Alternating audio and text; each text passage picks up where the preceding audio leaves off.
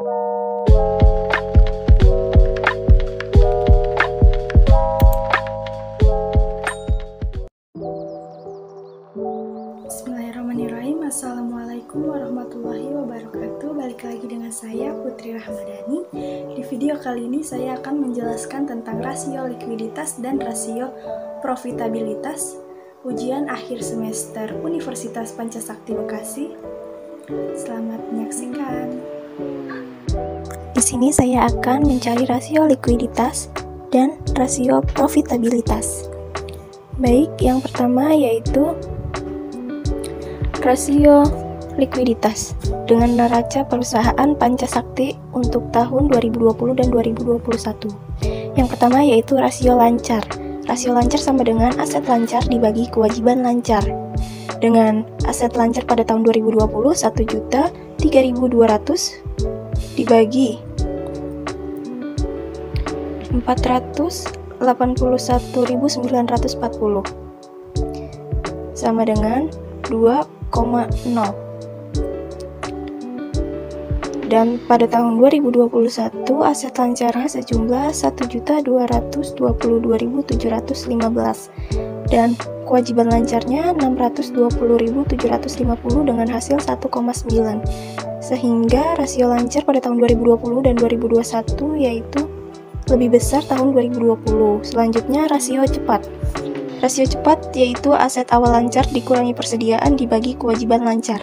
Pada tahun 2020, aset lancar dikurang persediaan 722.345 dibagi 481.940 dengan hasil 1,4, dan tahun 2021 yaitu 933.830 dibagi 620.750 dengan hasil 1,5, sehingga perbandingan tahun 2020 dan 2001 satu tingkat.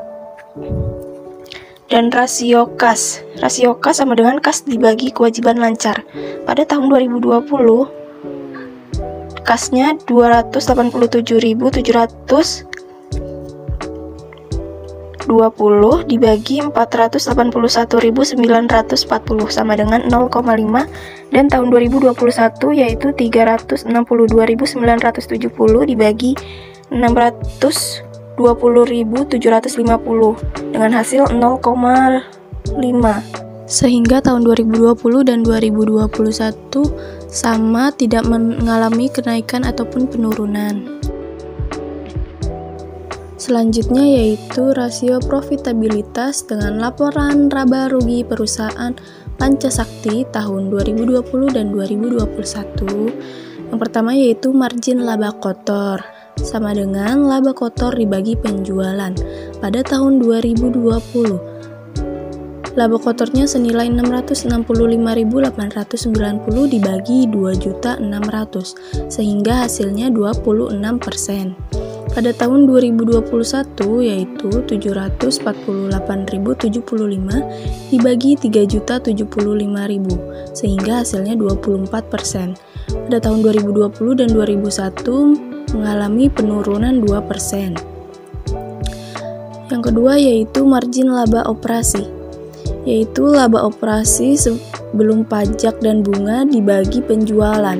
Pada tahun 2020 laba operasi sebelum pajak dan bunga 303.900 dibagi penjualan 2.600.000 sama dengan 12%. Dan pada tahun 2021 yaitu 388.570 dibagi 3.075.000 sama dengan 13%. Sehingga 2020 dan 2021 mengalami kenaikan 1%. Yang ketiga yaitu margin laba bersih. Laba bersih setelah pajak dibagi penjualan. Pada tahun 2020 laba bersihnya yaitu 173.985 dibagi 2.600.000 sama dengan 7%. Dan pada tahun 2021 laba bersih sebelum pajaknya 231.623 dibagi 3.075.000 sehingga hasilnya 8%.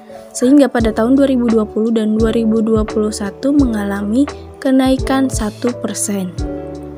Yang keempat yaitu hasil pengembalian aktiva, yaitu laba bersih setelah pajak dibagi total aktiva. Pada tahun 2020 yaitu laba bersihnya 173.985 dibagi 3.269.650 sehingga hasilnya yaitu 5%. Pada tahun 2021 yaitu laba bersihnya 231.623 dibagi 3.596.790 dengan hasil 6%, sehingga pada tahun 2020 dan 2021 mengalami kenaikan 1%. Yang kelima yaitu hasil pengembalian ekuitas, laba bersih setelah pajak dibagi ekuitas. Pada tahun 2020 laba bersihnya 173.985 dibagi ekuitas 1.820.850 sehingga hasilnya 10%. Pada tahun 2021 yaitu 231.623 dibagi 1.953.590 sehingga hasilnya 12%. Sehingga pada tahun 2020 dan 2021 mengalami kenaikan 2%.